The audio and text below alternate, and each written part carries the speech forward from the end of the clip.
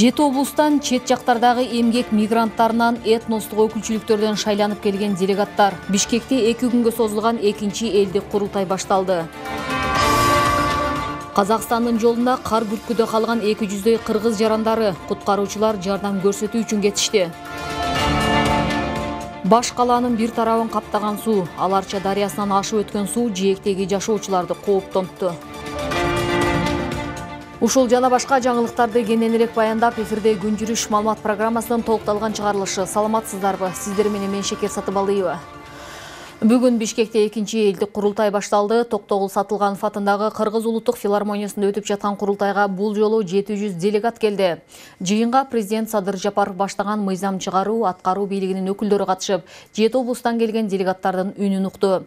Экинчи жолу өтүп жаткан курултайда бул жолу кандай маселелер көтөрүлдү? Курултайдын жүрүшү боюнча кененирээк кесиптешим токтолот. Бүгүн Бишкекте экинчи элдик курултай башталды. Президент Садыр Жапаров, Жогорку кеңештин төрагасы Нурланбек Шакиев жана башка министрлердин катышуусунда өткөн курултайга 7 дубандан шайланып келген 700 делегаттын 695 катышууда. Жыйындын жүрүшүндө ар бир делегат өзүнүн тармагына тиешелүү болгон социалдык, экономикалык көйгөйлөрдү көтөрүшөт. Мындан тышкары алар кат аркылуу кайрылууларын ар бир министрликтерге тапшырышат. Алгач келген делегаттарга 1 жылдын ичинде аткарылган иштер боюнча даярдалган видео тасма көрсөтүлүп, андан соң курултайды мамлекеттик катчы Сүйүнбек Касманбетов ачты. Курултайдын улуттук кеңешинин төрагасы болуп делегаттардын добушу менен Мыктыбек Абдылдаев, орун басарлары болуп Эркинбек Абдыразаков, Бактыбек Исмаилов дайындалды.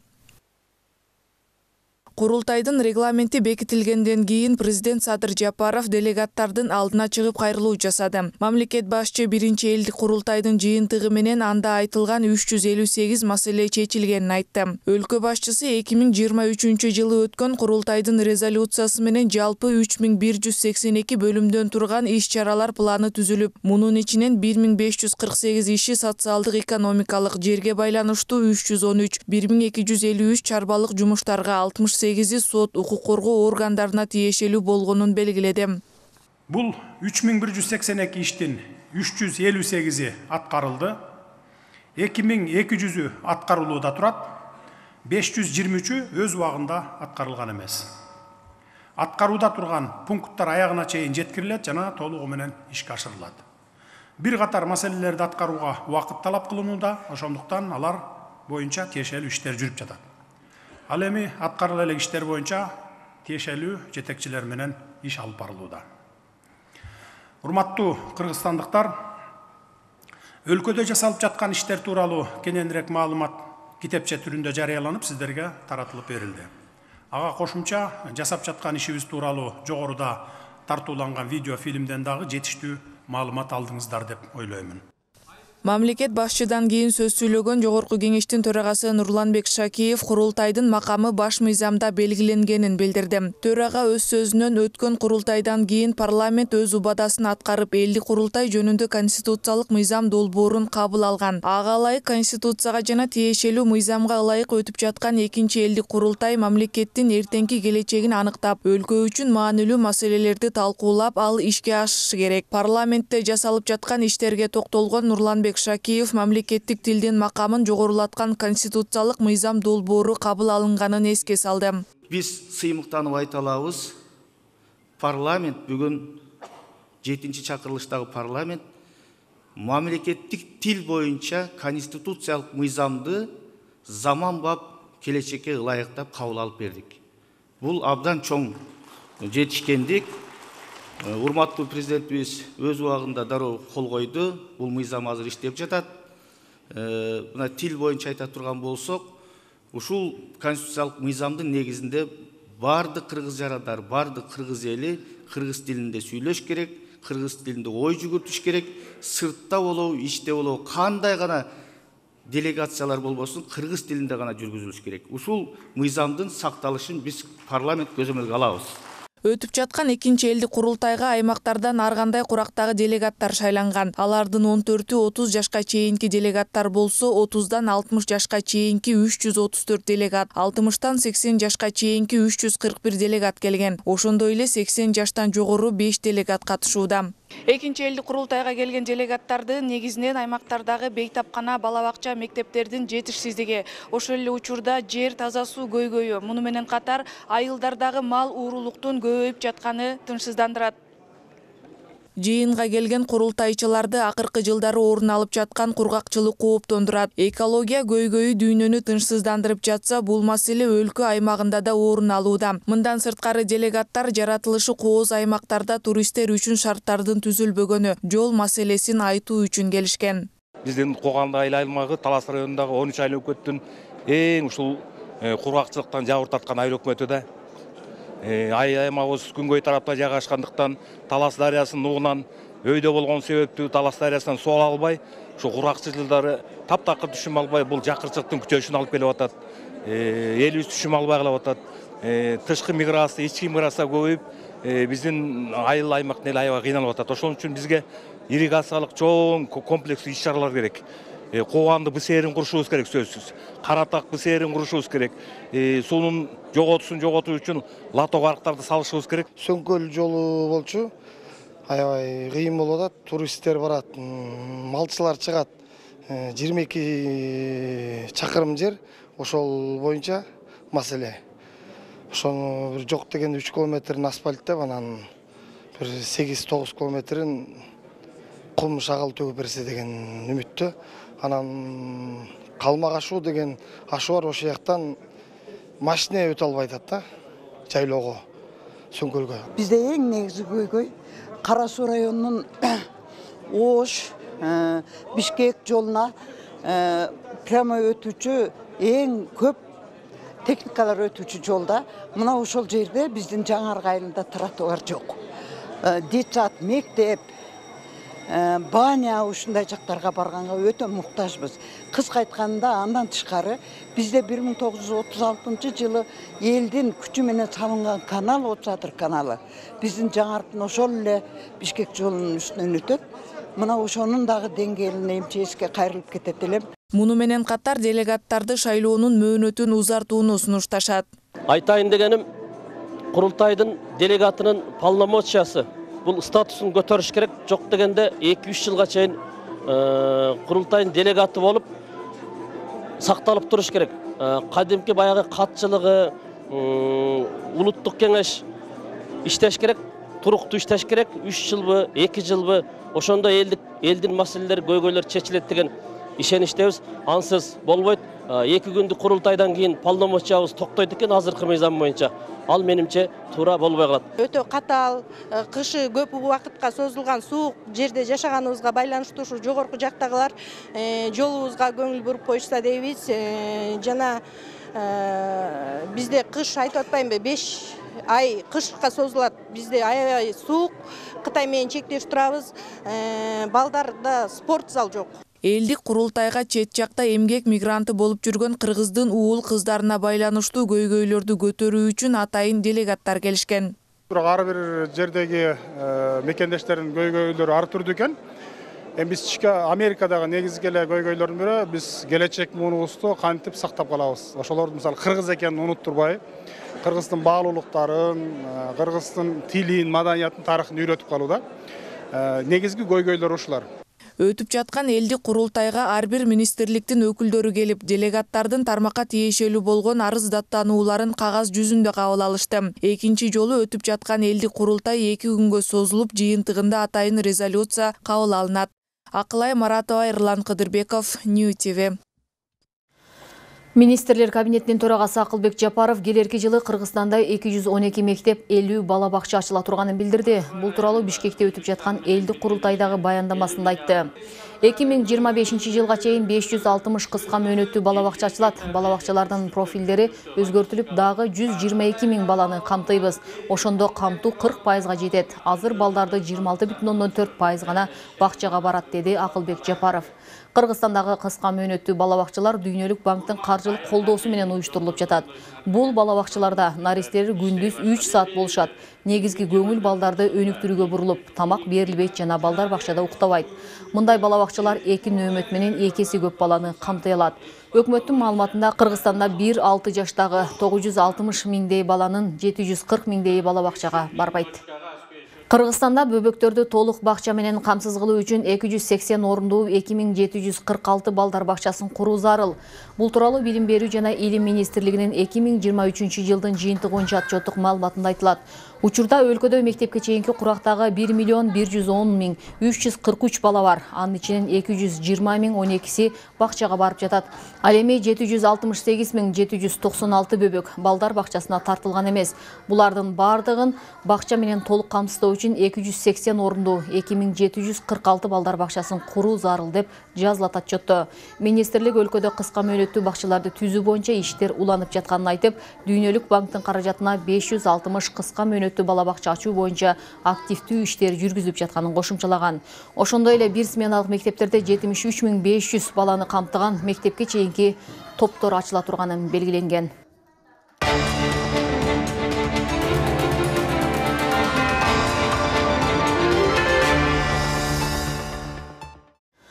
Бүгүн түштөн кийин Бишкек шаарынын Ахунбаев, Малдыбаев көчөлөрүнүн кесилишиндеги Аларча каналынан суу ташып, жолду каптады. Жеринде өзгөчө кырдаалдар министрлигинин бир суу чарба башкармалыгынын 2 техникасы иштеди. Шаар мэри Айбек Жунушалиев да жеринен көзөмөлдөп жатканы, тазалык ишканасынын техникалары да тартылганы белгилүү болду. Маалым болгондой, Аларча суусунун жогору жагында кар көчкү түшүп, суунун көлөмү көйгөн. Ошол себептүү каналга суу батпай ташып кеткен. Ал эми өзгөчө кырдаалдар министрлиги каналдын шлюзу жабылбай калгандыктан көчөлөрдү суу каптаганын билдирди. Малдыбаев көчөсүн бойлой агып өткөн Аларча суусу түштүк магистралды кесип өткөн тилкеден тарта ылдый көздөп жолго чейин ашып, катуу келген суунун агымы жээктеги үйлөргө, мечит жана башка объекттерге коркунуч жаратты. Жолго сүрүлүп чыккан чоң көлөмдөгү муздар унаалардын өтүүсүнө да тоскоолдук жаратып, кыймылды чектеди.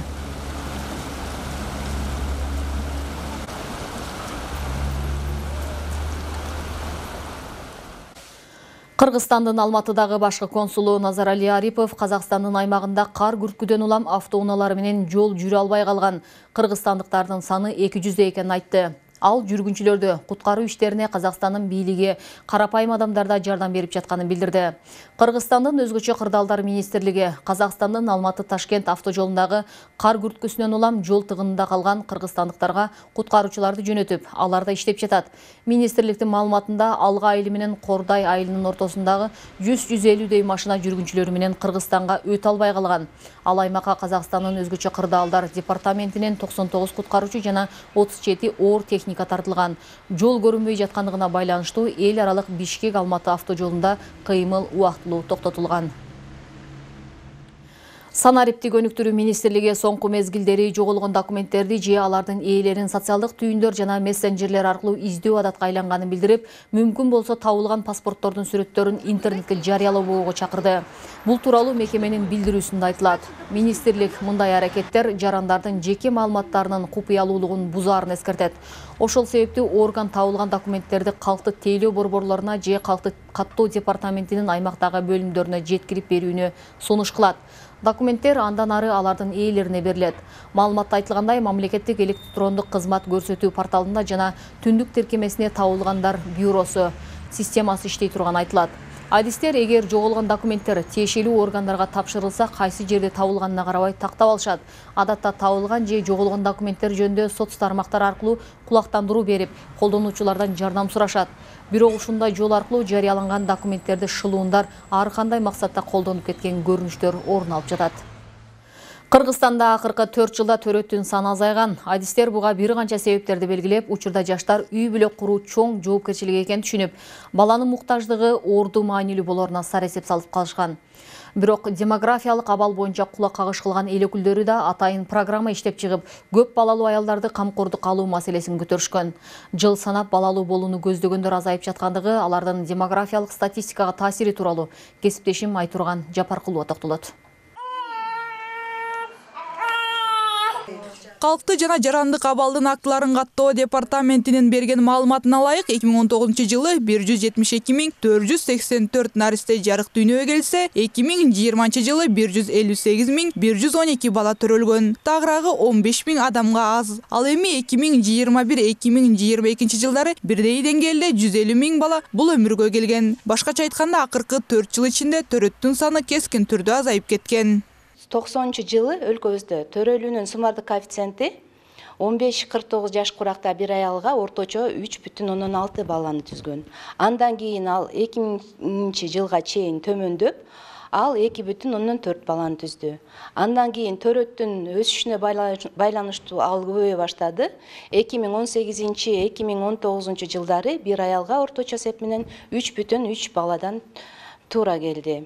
2022 жылы бул көрсөткүч төмөндөп, орточо алганда бир аялга 2,8 баланы түздү. Ал эми 2021 жылы 2,9 бала болгон. Ал эми дал ушул маселе боюнча депутат Камила Талиева жогорку кеңеште көтөрүп, акыркы жылдары Кыргызстанда жаштардын саны азайып, улуу муундагы жарандардын көрсөткүчү өсүп жатканына кабатыр болгон. Буга байланыштуу эл өкүлү бул багытта 2025 жылга даярдалып, өзү демилгелеп жаткан алтын бала долбооруна токтолгон. Калктын туруктуу табигый өсүшүн камсыз кылуу үчүн 25 жылдын 1 январынан тартып 3 балалуу үй бүлөлөрдү жана ар бир кийинки ошол 3-чү төрөлгөн баланын төрөлүшүн колдоого багыт алган алтын бала программасын иштеп чыктык биз. Программанын негизинде мыйзам долбоорун жаздык. Биз биринчи баладан баштап мындай 3 жыл бою пособие берилсин деген бир вариантыбыз болчу. Анын биз эми бюджеттин тартыштыгын, бюджеттин бүгүнкү күнү эми 24-жылга профицит деп атат. Ошого карабастан туруп биз баягы казанда болсо чөмүчкө чыгат, эсепке алуу менен 3-чү төрөлгөн балага 3-чү төрөлсө бала бир үй бүлөдө 3-чү төрөлгөн балага 3 жыл бою ошол алтын бала программасынын негизинде пособие чегерилсе деп мыйзам жаздык. Ошол эле учурда Кыргызстандын саламаттык сактоо министрлиги дагы өлкөдө жылдан жылга төрөт азайып жатканын ырастап, ага бир нече себеп бар экенин айтууда. Министрлик төрөттүн азайышы бул Кыргызстанда гана эмес, Борбор Азиянын башка өлкөлөрүндө дагы байкалууда дейт. Бул жерде эми баягы миграция процесстерине дагы байланыштырып атабыз. Анан кийин бүгүнкү күндө кандай десем, бул ар бир үй бүлөнүн өзүнүн чечими. 3 балалуу болуу, 4 балалуу болуу дегендей. Анан кийин ошого байланыштыруу, анан кийин бүгүнкү күндө контрацептивдик немелер, каражаттар, дары-дармектер доп пакет менен дагы жазылып неметилет. Балким ошол дагы өзүн неме кылып атабы. Ошондой эле үй бүлөнү пландаштыруу боюнча консультациялар иштейт. Үй бүлөнү пландаштыруу боюнча ар бир облустук үй бүлөлүк медицина борборунда, ар бир райондук биргелешкен дарыгерлик практика борборунда дагы консультация алса болот да, балким ошого дагы байланыштуу. Учурда жаштар үй бүлө күтүү чоң жоопкерчилик экенин түшүнүп, баланын муктаждыгы жана ордун маанилүү болоруна акыл калчай башташты. Бул боюнча өспүрүмдөргө медициналык жардам берген адис Бактыгүл Жумакулова билдирди. Анын айтымында эми жылдан жылга үй бүлө куруп, балалуу болгондордун саны азайышы мүмкүн. Муну ал заман талабына ылайык техника, технологиянын өсүшү менен адамзатынын маалымат алуу булактарынын мүмкүнчүлүгү кеңейгендиги менен түшүндүрөт. Ошондой эле азыркы тапта жаштардын басымдуу бөлүгү карьера жасап, материалдык муктаждыктарды толуктагандан кийин үй бүлө күтүүнү пландашат. Натыйжасында төрөт курагына келип калган кыз келиндер 2 же 3 баланы гана өмүргө алып келишет. Баланын саны эмес, ошо баланын жашоосунун сапаты маанилүү болуп эсептелинет. Жаштар үй бүлөнү эртерээк куруп, көп балалуу болгонду азыр каалабайт, себеби жаштардын билим деңгээли, акыл эси дагы уже башкача түшүнүктө. Үй бүлөнү балалуу болуштун алдын биринчи социалдык маселелер чечилиш керек, үй болуш керек. Ошо үй бүлөнү бага турган жеткиликтүү өкмөттү камсыздай турган каражат болуш керек. Ошон үчүн жаштардын жумуш орду менен камсыздашыбыз керек. Үй маселесин чечип бериш керек өкмөт. Ошондо гана жаштар балдарды төрөө маселесине келгенде бул дагы саны эмес, сапатына ошо балага толук кандуу тарбия бериш үчүн, толук кандуу билим бериш үчүн, толук кандуу камсыздаш үчүн дагы ата-эне жоопкерчиликти экенин жаштар уже түшүнүп калды. Расмий маалыматка таянсак, 2023 жылдын 9 айында Кыргызстандын калкынын саны 92.800 адамга көбөйгөн. Жыйынтыгында быйылкы жылдын октябрында карата өлкөдө элдин саны 7.130.000 адамга жетти. Айтурган Жапаркулова, Жылдыз Кадырбаева, Нью ТВ. Бүгүнкү берүүбүз ушуну менен жыйынтыкталат. Дем алыш күнүңүздөр көңүлдүү улансын, саламатта болуңуздар.